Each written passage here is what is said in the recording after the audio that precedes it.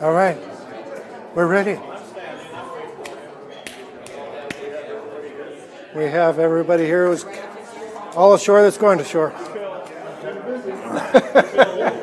Anytime you're ready there.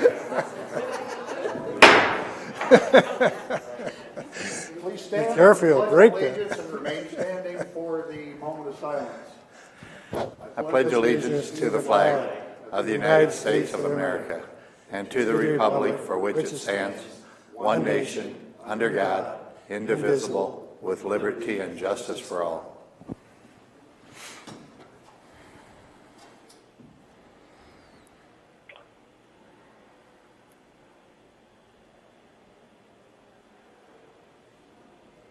Thank you very much. Please silence your phones, pagers, electronic devices. I see they switched the flags back. Okay, Matthew is here on the phone, but Jeremy isn't. Is that I correct? do not know yet. He's not. Matthew is on the phone. Mr. Taylor is not with us. You're correct. I am on the phone. It's a little hard to hear, but I can make out what you just said. One more time, sir. Can you hear me okay? Yeah, that's better. Item number 1, do we have any citizen concerns, please? Anyone wishing to speak about something that is not on the agenda? Hearing none, I will move approval of the agenda. Second. Motion by DeWitt, second by Radig. All those in favor say aye. Aye. Aye. Aye. Motion carries 4-0. Items 3 through 9 constitute a consent agenda of routine action items to be considered by one motion. Items pass unanimously unless a separate vote is requested by a board member. Item 3, approval of the minutes of the July 24, 2018 meeting. Item 4, approval of claims. Item 5, board administration, approval to appoint Jay Hardy to the Woodbury County Library Board. Item 6, county auditor A, received the appointment of Miyuki Nelson as a Sioux City School Board Director. Item B, received county recorder's report of fees collected. Item 7 is human resources, approval of memorandum of personnel transactions. Item 8, secondary roads, consideration of a permit to work in the county right of way. Item 9, community economic development, approved to schedule public hearing for the Meyer Addition minor subdivision final plat for Tuesday, August 14th at 4:45 p.m. I move approval of consent agenda. Second by Mr. Radig. Any other questions? All in favor say aye. Aye. Aye. Those opposed say nay. Passes 4-0. Item 10 is an item I brought forth on last week's agenda. I would like more and better information on the proposed Expo Center, and I've invited many city dignitaries. Wasn't expecting this many, but we have a slideshow as I understand it. Mr. Doherty or Mr. Laurie, would you come forth and identify yourselves?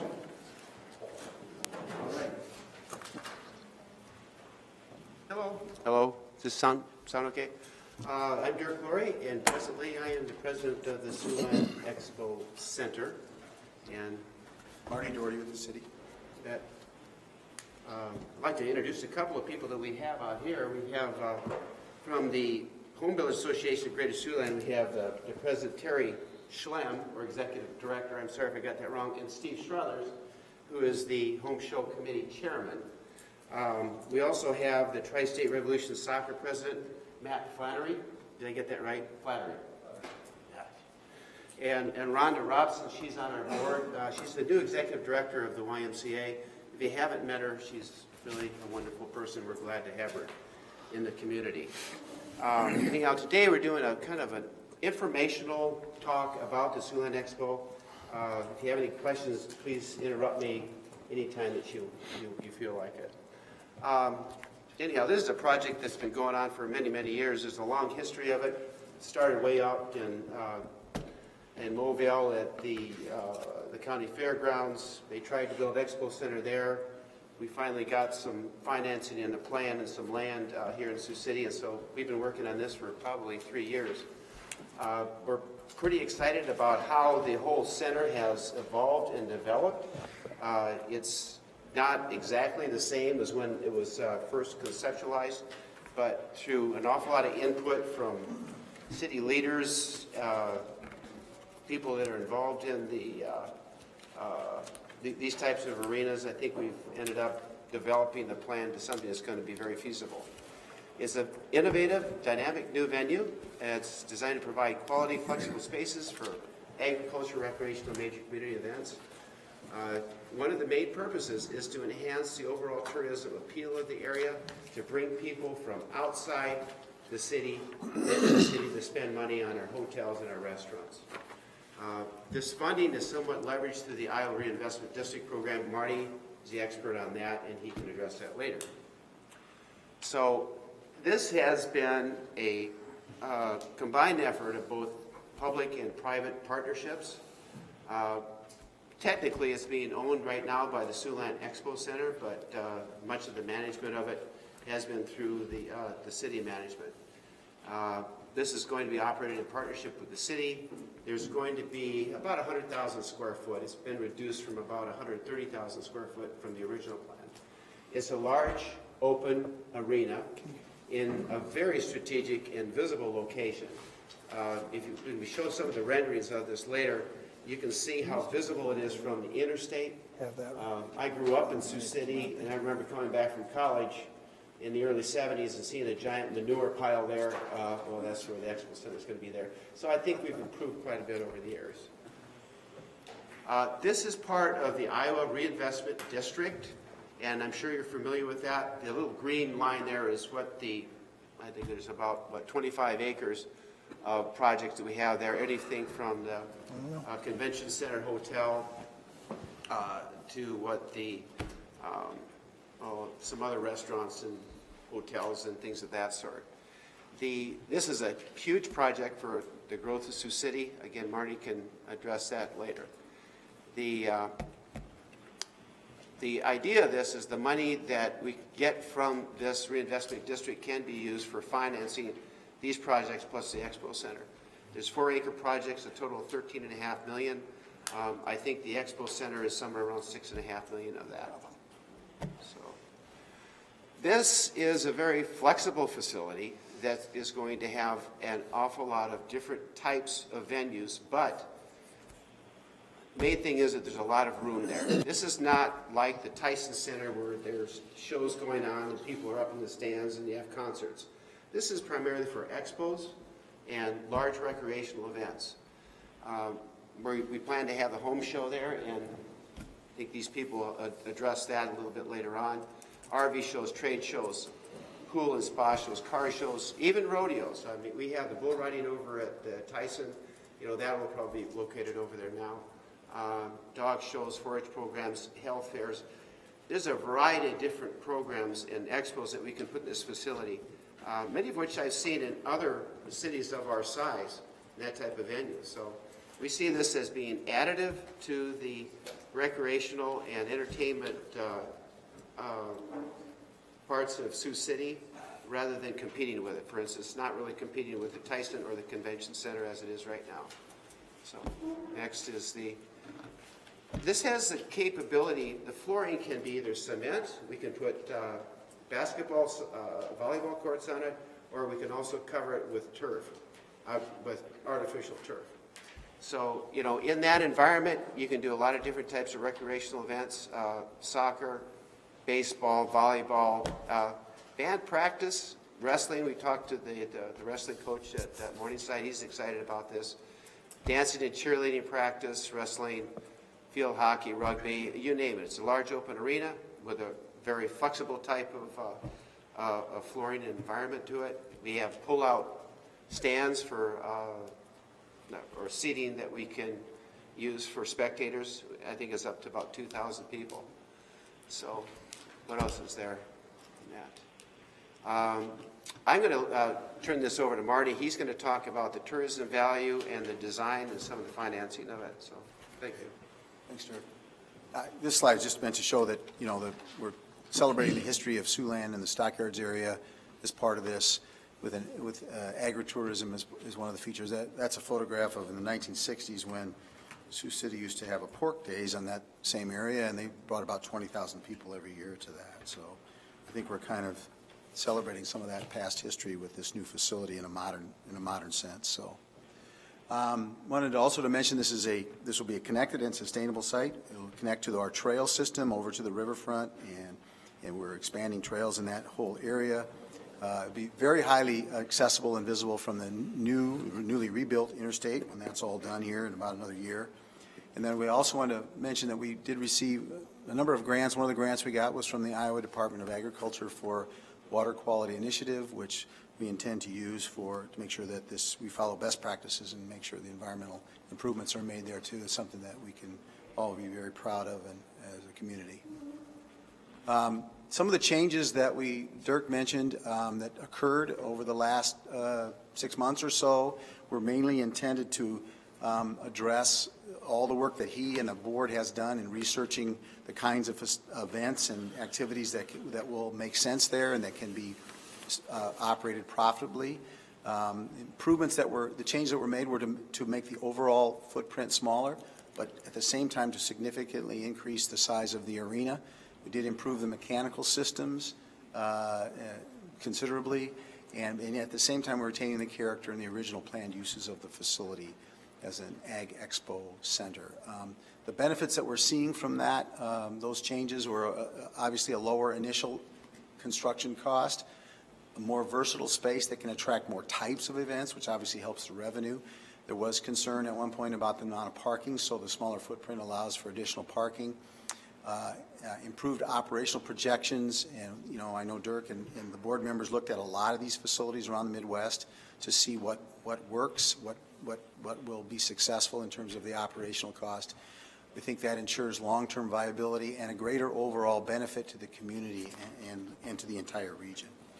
I know there were some questions about the arena project, and there's some other folks here that can answer any specifics, but the city did enter into an agreement with a group that's planning to build the arena. This will be adjacent to, on the same piece of ground. This is all part of the former Morel site, about 20 acres or so. It will be separately owned and managed. It has a private for-profit facility, although they may have nonprofit events there.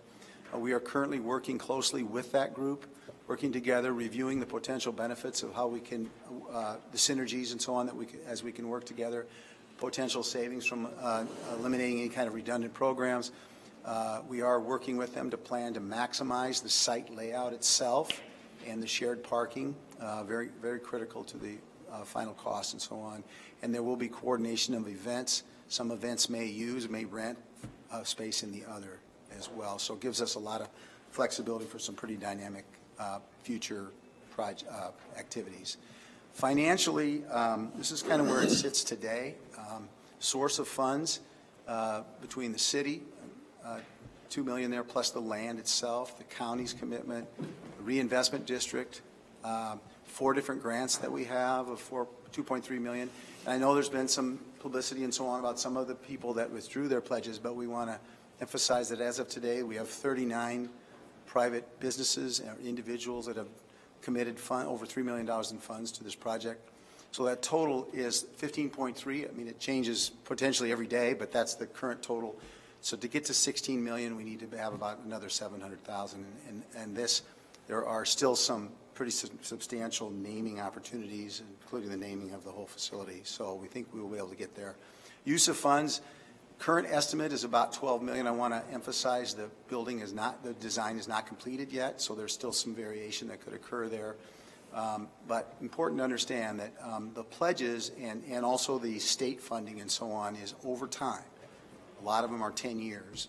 So in order to build this building, you got to, obviously there's some of the money that's up front, but there's going to need to be debt service, and that's estimated. Again, we don't know the final cost yet, but estimated around $4 million. So you can see how we get to the 16 million there.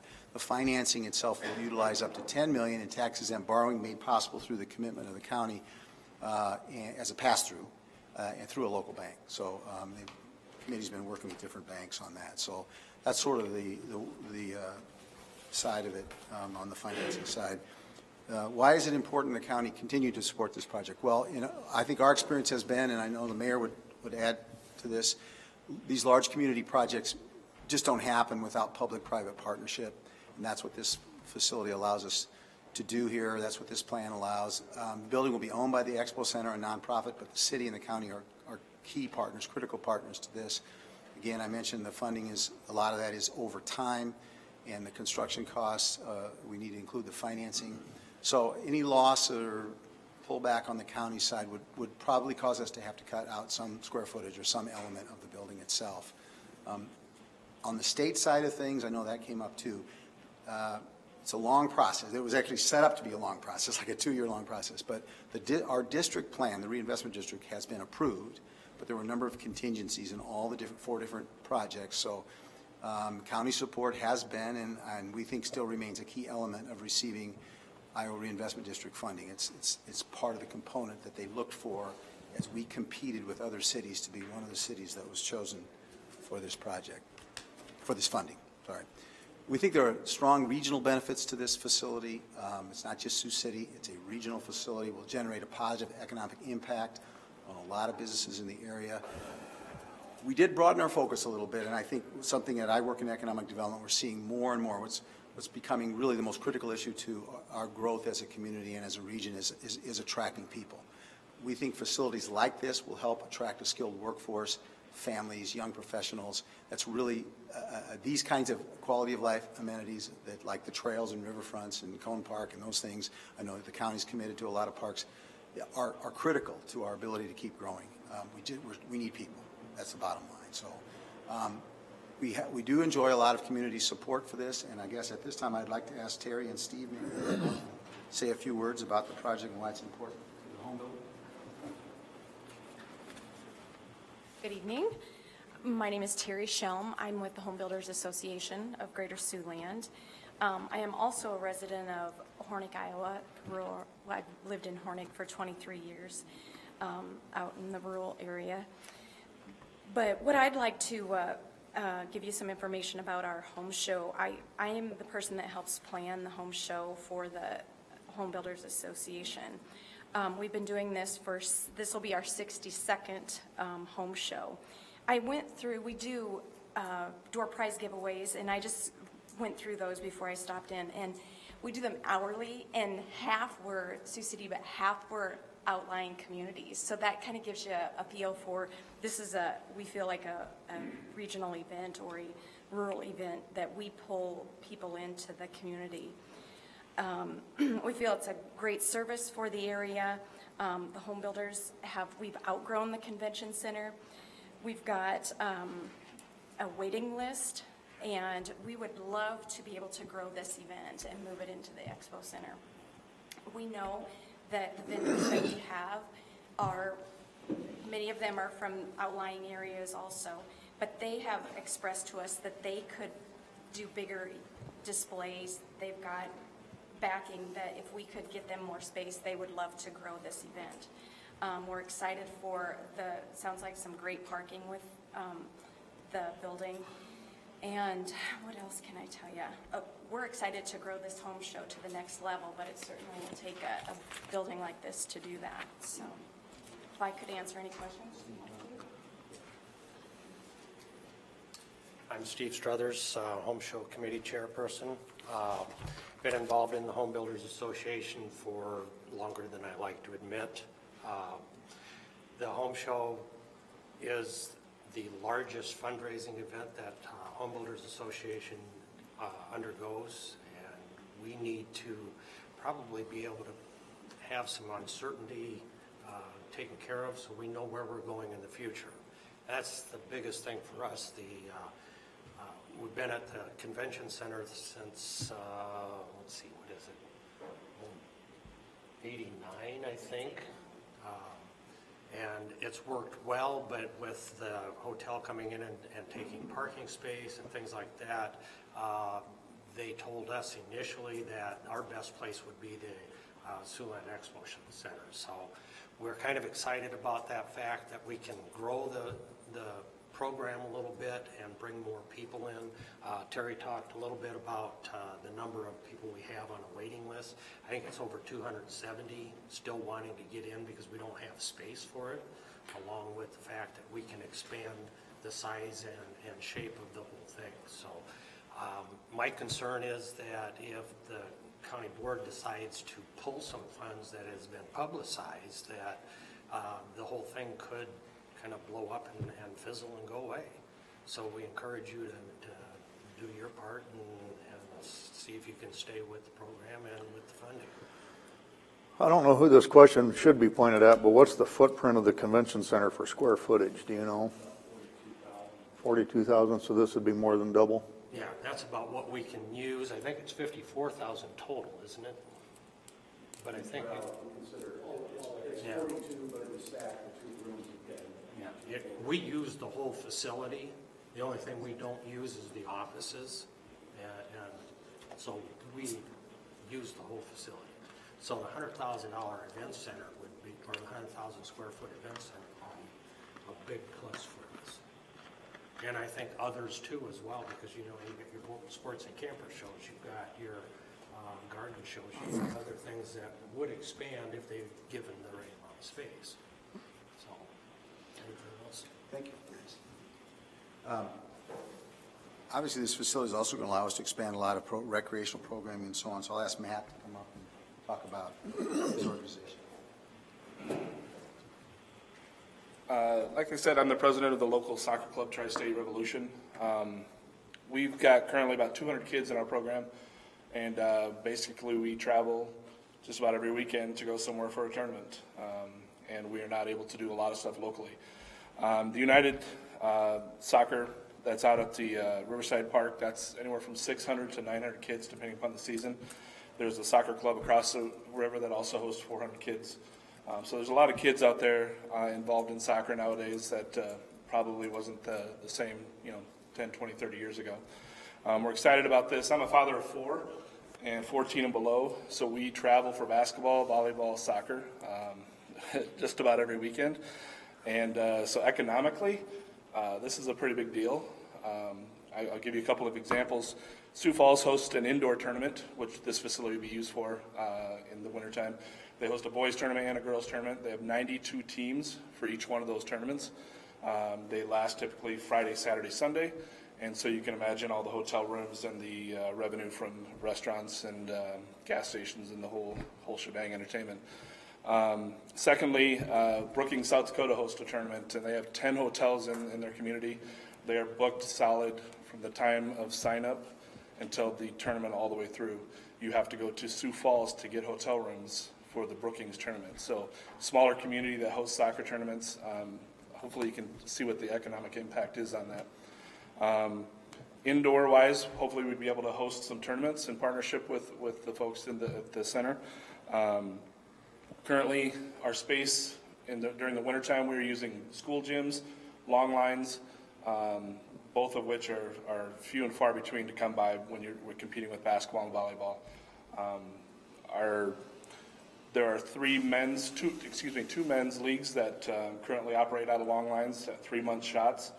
They would go much longer if they had an indoor facility. There are people from Sioux City in those men's leagues that travel to Orange City because they have turf, and then they're able to operate over a 5-month period versus a 3-month period. They would rather drive to Orange City to play on those fields than to play at long lines. And I'm not taking a shot at long lines. It's just it's a different facility. So there's a lot of economic impact. We would love to be a partner in that. We'd love to host tournaments. We'd love to, like I said, my kids are involved in basketball and volleyball as well. I can see some great uses for that as well. I'd like to not travel every week and bring some of that to the Sioux City area. Well, then, for example, how big is the Sioux Falls center that you're talking about compared to what this proposed down here for the moment? I guess I don't know the exact square footage or anything. I know they host. The point I'm trying to get at is I want to keep things apples to apples as much as possible. If I'm hearing 400 kids and whatever kids, but I still want to know. What I've seen, the Sioux Falls tournament has 4 fields actively going at any one time. I believe this facility has 3 fields. Okay. So you're about 25% drop just in what you can host. You were talking Brookings, though, maybe, right? Well, Brookings is an outdoor tournament. I just wanted to show you what the economics of soccer could be. The Sioux Falls is actually an indoor tournament that would be apples to apples. It is probably 25% larger from the pictures that I've seen. 3 fields versus 4 fields going nonstop for 3 days. and that's the kind of comparisons I'd like to make. Absolutely. If we're talking, like I said, the number of kids doesn't matter to me. I'd like to know the square footage, so what can be accommodated by those events. Absolutely. Yep. So that's where I'm coming from. The field house is about 65,000 square feet. What? Sanford field house in Sioux Falls is about 65,000 square feet. Okay, Be the comparable facility to it okay. as the indoor. Can you punt a football in there? Can you punt a football? I could, but I don't. But we had always talked about. I'm going to defer to Matt Salvatore. He's kind of the. Well, Briar Cliff has been driving to Vermillion to play football. Not anymore. Matt Salvatore, I'm the Parks and Recreation Director with the city. The height of the building is 40 feet on the sides up to about 52, 55 in the center, so it would be possible to punt a football and have some football-type activities at this facility. I want to be mindful of your time, but I think that the stories you heard here there's a lot of other folks who would tell a similar story in our community. So transformational investment, that's what the reinvestment district, that's what it's intended as. We think it will attract the investment that we've already seen committed has grown from $72 million to over $130 million in the various projects that we have. This is an outstanding opportunity for our community. It's going to bring a lot of new investment and visitors into Sioux City. I won't read all those, but I can tell you it's going to bring a lot of new investment and visitors to Sioux City, but also help the community as well. So just to touch briefly on, there was a lot more steps in this, but back in 2016 is when the city and county committed to this project. We were in the midst of doing grant applications and fundraising. The initial designs were completed, and we submitted our final reinvestment district application. Last year in 17, we did receive the IEDA state board approval. We went through the process of negotiating and approving an agreement between the state and the city of Sioux City on the funding part of that, and continued our fundraising. And then in this year, we worked out, I think there's 5 different agreements, a lease and management agreements and so on, between the city and the Siouxland Expo Center. These design changes and improvements were made, as we mentioned before, and our goal is to have the construction documents final so the project can be bid out by the end of this year. So moving forward, we are finalizing, as I mentioned, the design costs, working on a cooperative agreement with the arena, completing the fundraising, in particular the naming sponsorships. There's some under consideration, completing the construction documents by December 31st, and construction to begin in July of next year. So that's kind of a summary and an update. You know, we've sent you some other stuff before, but we'll be happy to provide anything you need, any additional information that you want. If you have any questions, there's other folks here that can try to answer those as well. So. Have you narrowed down some naming sponsors? There were some actively considering it. We wouldn't want to talk about Sure. that Yeah. publicly, but there are some considering it. So in likelihood there'll be a slightly different name when all is said and done. Any other questions? Anybody else? Do you have any public input?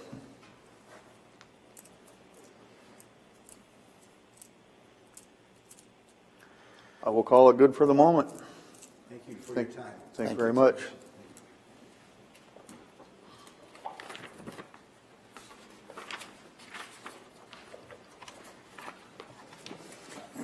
Item 11, Conservation, Mr. Heisel. Approved telecommunication facilities exchange agreement. No, this has to do with our fiber.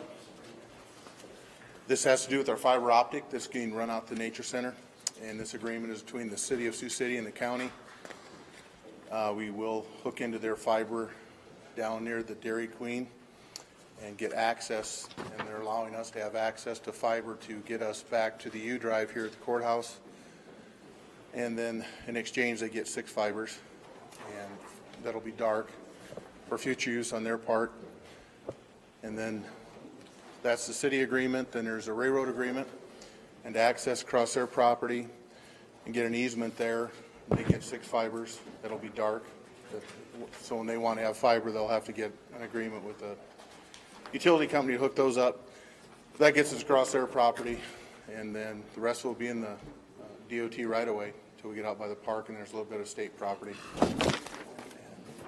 Just a necessary step we have to take to get fiber to my nature center.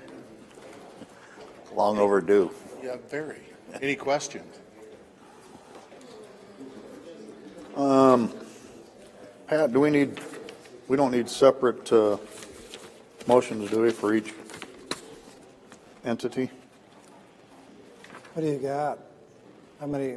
We've got 2. We got one with the city and one with the Separate Railroad Museum, so separate motions, he said. Roger. Separate motions? Yep. I'll move with the city, contract with the city. I will second. Motion by Potabom, second by DeWitt to approve contract with the city. All those in favor say aye. Aye. Aye. All those opposed say nay. Passes 4-0. I'll move the contract with the Historical Railroad Society. I will second. Motion by Potabom, second by DeWitt to approve the contract with the railroads. Further questions? All those in favor say aye. Aye. Aye. Those opposed say nay. Passes 4-0. And what was the last one? Just the 2? That's it. All right. Anything else for Mr. Heisel? I need the one copy for the railroads, You need me to sign them before you go? if you would. I will. I'm working on it. All right. Secondary roads, Mr. Nera. Consider approval of plans for project number J9.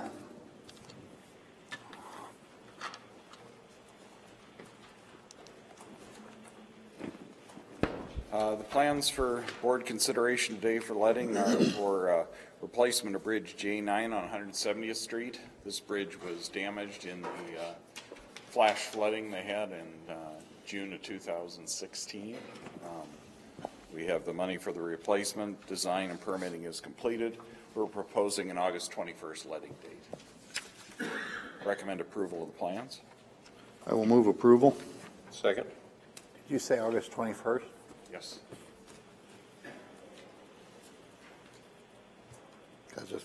This is August 14th on the paperwork. That's incorrect. Oh, okay. I was out of the I just knew it was different, so No, I was out of the office last week, and when I saw it, moved it to the 21st, just to give enough time for advertising, so. So don't believe my eyes, believe my ears. Believe it, that's the official. Okay. Did you second that, Marty? He did. Ready? Motion by DeWitt, second by Reddick. Okay. Further questions? All those in favor say aye. Aye.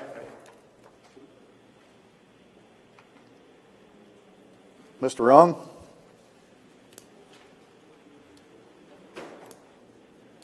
Seems we may have lost him.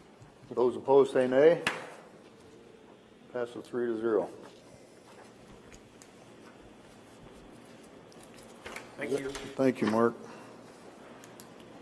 And I lost my paperwork here. Where are we at? Item 13, County Sheriff. Approve the 2018 interlocal agreement between City of Sioux City and Woodbury County for the Burn Justice Assistant Grant Program Award. Todd Wick, Sheriff's Office. What you have in front of you there is the interlocal agreement, or the MOU, between the City of Sioux City and Woodbury County for the 2018 JAG Program Award. We've been writing this grant for mid-90s, I think. And this is the first part of the process so that I can get our signature on this, so we can get it over to the city and have them get it signed and get the grant written. I'll move it. Motion by Potabom, second by DeWitt to approve the burn interlocal agreement between the city and the county. All those in favor say aye. Aye. All those opposed say nay. Passes 3-0. And is that up here? I've got 3 copies. Okay, okay. Thank you. All right. Item 14, reports on committee meetings.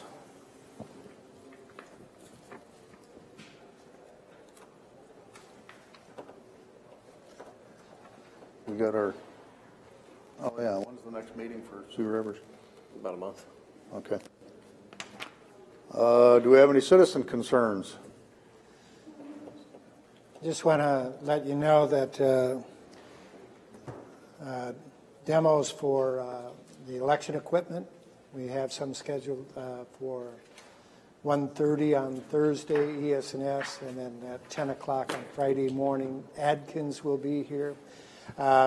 We are changed because of the uncertainty in the elections this year with the ID and absentee sort of thing, is that we're not going to push to implement this equipment for this year.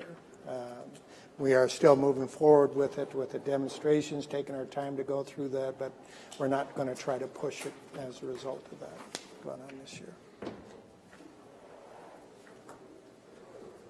Okay, thank you. Where's the last one? Do we have any board concerns? Did want to thank Ryan Weber for sponsoring Team Juvenile Detention and the mental health golf fundraiser. What was I seeing some senior type pictures taking for the? There's a very lovely tree to pose at out there. Opposing tree? Yeah, oh good. That way everyone can see it. So, Great. Longest drive went to Ryan Weber. I would say closest to the pin was Melissa. Apparently she goes by Missy in the golf course. Everyone surprised me. I think I got the shortest drive. I don't know what we give David. Yeah. Best dressed? Best at taking advantage of free golf. And correct me, did I miss citizen concerns on the second round? No, you did not. No. Okay. We didn't have any, so you didn't miss them. Well, any other board concerns? We are adjourned.